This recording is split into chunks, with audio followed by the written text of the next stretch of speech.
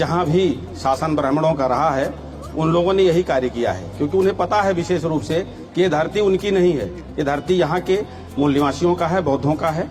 इस कारण जो है वो लोग हमेशा कुछ न कुछ करते रहते हैं। जैसे पूरी दुनिया में इतिहास है कि जिस धर्म का जो है उस धर्म के संचालक, उस धर्म के मानने वाले, उस धर्म के जो उपासक उपासिकाएं हैं, जो उसको संचालन करने वाले हैं, सब उसी लोग होते हैं। जैसे अगर देखा जाए तो इस्लाम धर्म को मानने वाले लोग हैं, उसके जो भी कहा जाए, उनके मौलाना कह लीजिए, मौलवी हैं, जो भी हैं, वो उसी समाज के होते हैं। हिंदू के जो भी हैं आचार्य हैं वो उसी समाज के होते हैं। तो ऐसे बौद्धों का भी है, ऐसे क्रिश्चियनों का भी है।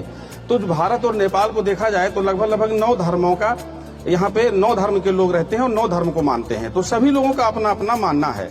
लेकिन यहाँ क्या हो जाता है कि सभी को तो मैं नहीं कहूंगा, लेकिन इन लोगों का क्या है कि बौद्धों के ऊपर ही हमेशा ऐसा क्यों करते हैं। ये अभी जो भारत का बोध गया का बोधि विहार, जो बोधि महाबोधि विहार है, वहां पे इन लोगों ने ऐसा एक कानून बनाया 1949 में, एक एक्ट ऐसा बना दिया जिसमें क्या हुआ कि वहां पे ऐसा समिति में क्या किया गया कि वहां के 4 ब्राह्मण रहेंगे और बाकी बुद्धिस्ट रहेंगे। लेकिन जो बुद्धिस्ट लोग हैं वह भी ब्राह्मण का नियुक्त किया हुआ रहेगा। तो इस वजह से जितना पूरी दुनिया का जो भी लोग वहां पे जाते हैं, जो भी वहां पे चढ़ावा आता है, जो भी वो सहयोग आता है, वही लोग अपनी तरीका से उसको प्रयोग करके और उस चीज को आज तक बढ़ने नहीं दिया।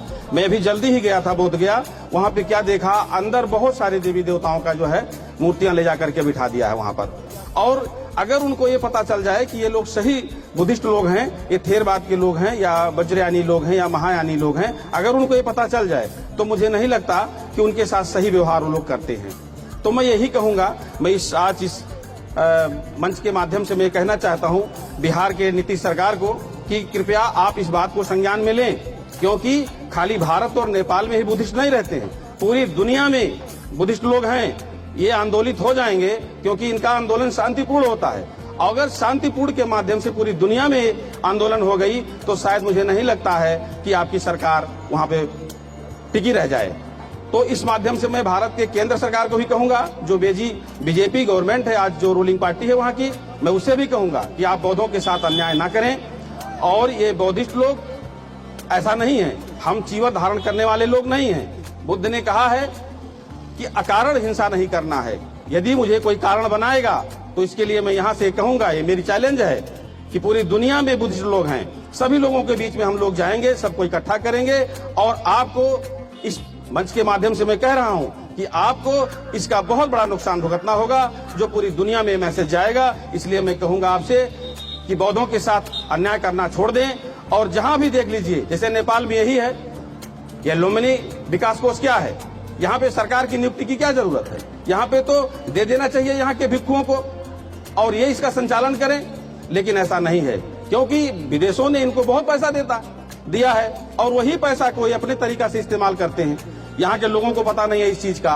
और आप लोग देख रहे हैं, देश विदेश के बुद्धिस्ट लोग आते हैं यहाँ पे, किसी प्रकार का कोई हिंसा नहीं फैलाते, किसी को अशब्द नहीं बोलते और हमेशा से यही का विकास करने में वो लोग लगे हैं। लेकिन ऐसा नहीं है, यहाँ पे भी राजनीतिकरण हो चुका है, धार्मिकरण हो चुका है, जातिवाद हो चुका है। तो मैं ये कहूंगा कि महाबोधि विहार है बोध गया का, हम सभी लोग मिलकर के एक बद्ध रूप से उसमें अपना समर्थन करें। और हम लोग वहां के सरकार के विरोध में हैं। वहां के जो कल रात में बौद्धों को उठा लिया गया, जो वहां पे अनशन में बैठे हुए भिक्षु लोग थे, भिक्षुणियां थी, सभी लोगों को वहां से उठा लिया गया, उनको अस्पताल तक नहीं ले जाने दिया गया और उनके साथ ऐसा सलूक किया जैसे जानवरों के साथ किया जाता है। तो मेरी एक प्रार्थना भी है आप लोगों से और वहां के सरकार से भी है कि ये मेरी आवाज अगर वहां तक जाता है तो वो इस चीज को संज्ञान में ले कि वहां का जो बौद्ध विहार है उसको जल्दी से जल्दी उनसे मुक्त करा करके, ब्राह्मणों से मुक्त करा करके और बौद्धों को सौंपा जाए।